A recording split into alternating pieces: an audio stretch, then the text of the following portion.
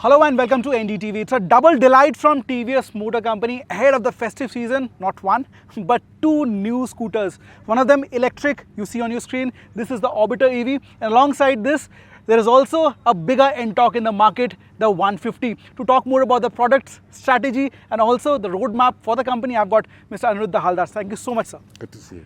So let's start off with the Orbiter. It seemed to be fresh, new.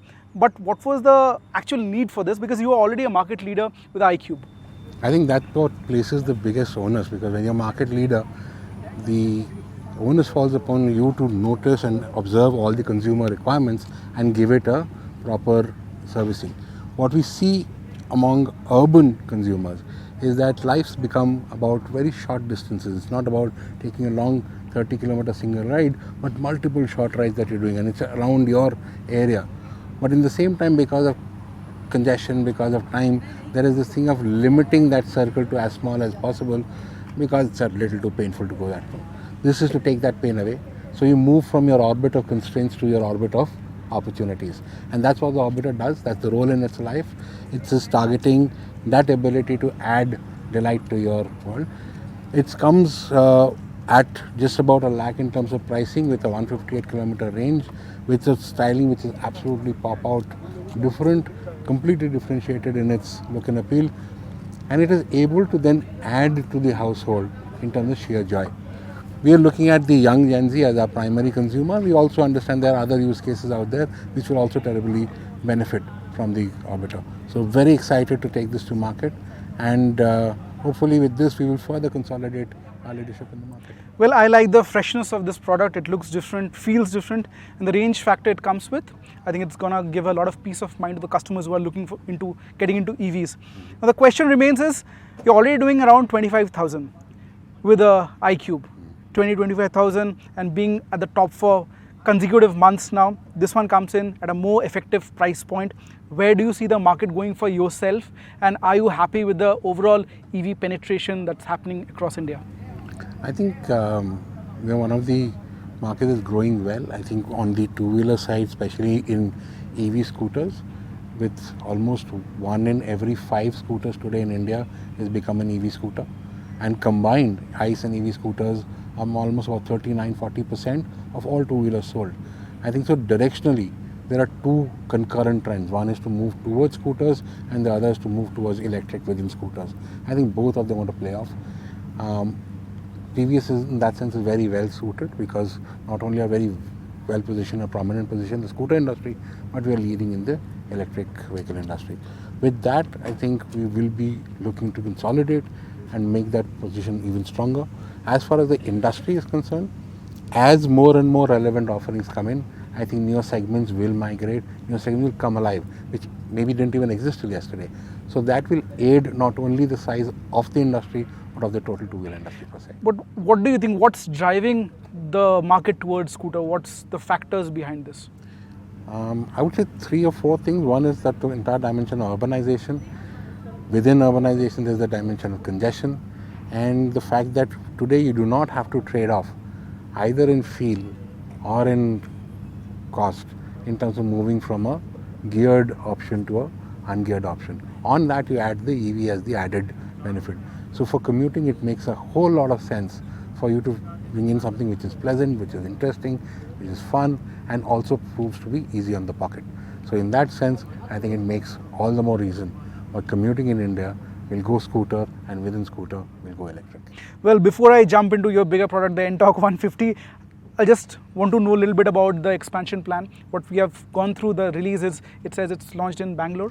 What's your roadmap to go across India, and by when do we see reaching the Orbiter reaching parts of country? Well, as you said, we are all about expanding orbits, and we'll be expanding orbits as soon as possible. We're looking at festive markets. Demand in Bangalore is very, very encouraging. We are starting our deliveries here already.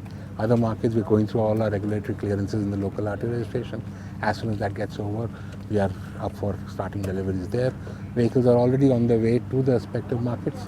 We'll be starting deliveries and taking bookings. Incidentally, you can come in and already reserve your Orbiter on the TVS Motor website. So anybody out there looking to get into Orbit, it's an easy one to come in and get it done there. Well, congratulations on the Orbiter. I'm very hopeful and this looks promising what we have ridden today. Moving on the focus to the Ntorq 150. Where does that market lie? Do you see demand for bigger scooters, essentially getting into 150cc segment space? What was the rationale? So let's take a step back in terms of sporty scooter industry. 8 years back is when we launched the TVS Entorq. At that time you had scooters which were the same performance. One was styled a little younger and the other which was styled a little more family or traditional. With the Entorq we were able to bring in a 125cc performance scooter with a 3-valve engine. It is a scooter that went on to become the only one with double-digit power numbers. So it created a whole new segment of performance scooters in the country. We were able to do that because we had been racing that scooter for a long time on the India racing circuits. We have been winning podium finishes. We continue to do that. So we have about 15 to 20 years of scooter racing tradition. So if you really look at the Ntorq, which is style, maneuverability, acceleration, racing pedigree and technology, the smart as Ntorq sees it, we felt that the smart needed to evolve and go hyper, and that is why India's first hyper sports scooter was the TVS Entorq 150. It's the quickest scooter in the segment. It redefines what performance scootering in India should be about. It is not only the quickest, it's probably the most nimble, the most easy to handle. You've had a ride on that, and I look forward to hearing what more you have to say on that. But we are very confident that that segment, with the fact that we are looking at a very young Gen Z audience which is looking in an in-city performance scooter, it's going to be a wonderful experience. Well, the cherry on the icing has to be the pricing as well. You have undercut almost all the rivals by a huge margin. So I wish you luck on that. But where do you see the market for 150 going? Do you see that pie increasing, or it's gravitating towards a niche customer who is discerning about performance features? Where is that 150cc shaping up? Okay. So I'll answer this in two parts. One is the fact that we were able to offer a very competitive pricing on the Ntorq because we were able to create the right combinations of specs, features and performance. So we knew what dimensions of merit we should put material cost behind and not waste it on things that are not really going to be used. Hence we are able to create a very compelling vehicle proposition at an equally attractive price. Now, as I said earlier, the Ntorq 125 created a segment out of nothing. Now the Ntorq 150 is probably going to do the same thing out of a higher cc performance segment. I don't think with the way this life is going to be that we are going to look at a very niche performance segment. Performance is going to be something that each of us is going to expect. India is getting younger, India is going to get better roads, India is getting a lot more interest to be able to go out for weekend drives. All of these requirements, the Ntorq 150 does wonderfully well. So in that sense, it's a segment that's only going to grow faster. So if from nothing a 20% segment was created for the performance scooter by the Ntorq 125, we look forward to possibly repeating that. Well, congratulations on both your scooter. I'd leave off with a question, obviously on the GST and how it has shaped the auto industry's outlook. Where do you see the market going? Is there a massive growth that you're expecting? And also, you have your Motor Soul coming in, and what else do we expect from TVS to happen by the end of the year? Okay. I think the GST was a very, very welcome step by the government, and I would take that while the auto industry had been asking for a reset of the GST for a long time, that requirement was more from an industry standpoint. What's happening right now is almost an economy-wide reset. And the reason the two things are different and the second is more powerful is that one would have been where in one industry prices rationalized. Here suddenly it's in the money in your pocket goes up by 10% because everything rationalizes. Now the moment it's an increment in the middle of the year, suddenly your boss says 10% more or your business makes 10% more profit, suddenly the way you feel is very different. So sentiment at a consumer level goes up. Now disposable income goes up, customer sentiment goes up, and your festival season right around the corner, chances are you're going to celebrate and celebrate with consumption. And there's certain assets that Indians like to celebrate consuming. I don't know what TV you use in your home, or I don't know what washing machine is there in the house, but I know what bike you ride. I know what car you ride.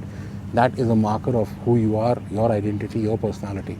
So a lot of that celebration is going to come through in terms of the automotive category, upgrades happening, replacements happening, add-ons happening.